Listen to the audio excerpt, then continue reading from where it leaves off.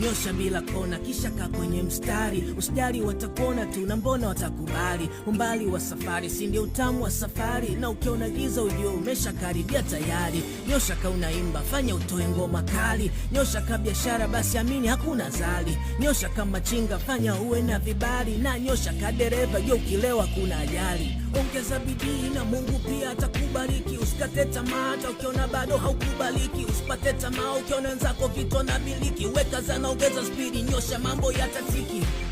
Na kunyosha so lazima ukimbie, weka mipango ilonyoka malengo yatimie. Acha watangulie ikibidi wasifie, ila ikifika zamu yako basi na wewe